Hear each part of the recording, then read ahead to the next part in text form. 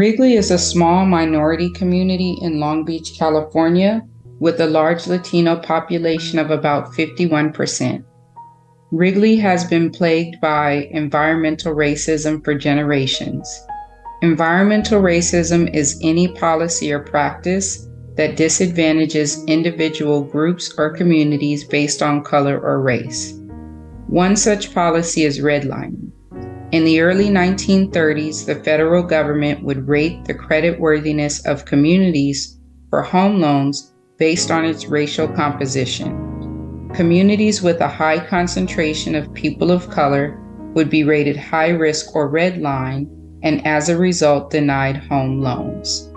Studies show that in addition to contributing to the racial wealth gap caused by disinvestment, there have been significant environmental and health consequences.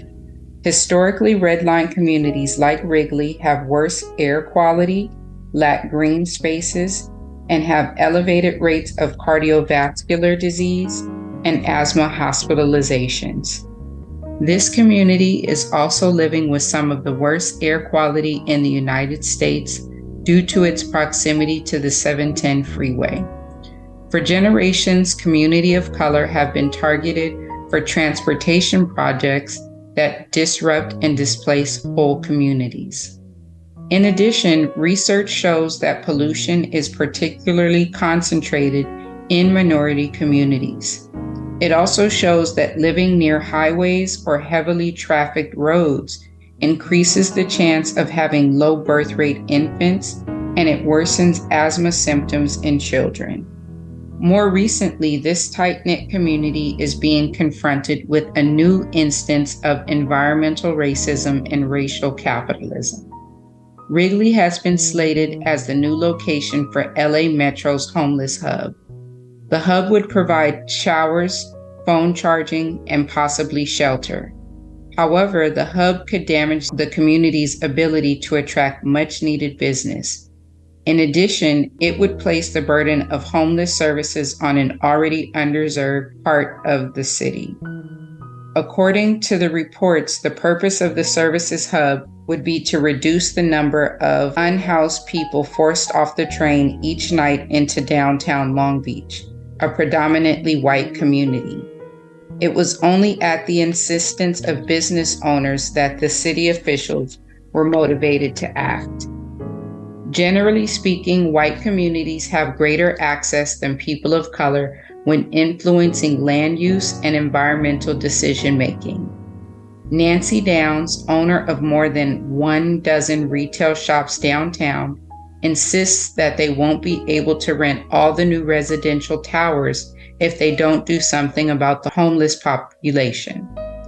However, instead of developing a solution in downtown, city officials are once again targeting a minority community they believe is disengaged. This shows that race still plays a significant part in the distribution of the public benefits and the public burdens associated with economic growth. Nevertheless, the Wrigley Association, a grassroots organization dedicated to protecting and reinvigorating the community, is prepared to fight back. A vital component of environmental justice is ensuring that all groups, minorities included, are informed and equally involved in the environmental decision-making process. However, Alexandria, a spokesperson with the Wrigley Association, disclosed that even her district's representative had not been made aware of the proposed hub. As a result, the association began to mobilize, partnering with neighboring associations and local activists to rally support from local residents. Alexandria explains that this is not an IMBY issue, but an equity issue. Additionally, it's very hard for residents living in a segregated neighborhood to say "not in my backyard" if they don't have a backyard.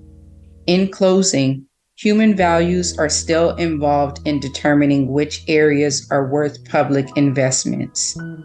The environmental justice framework not only allows us to expand what we view as our environment, but it forces us to think critically about our environment and ask questions like at whose expense and why.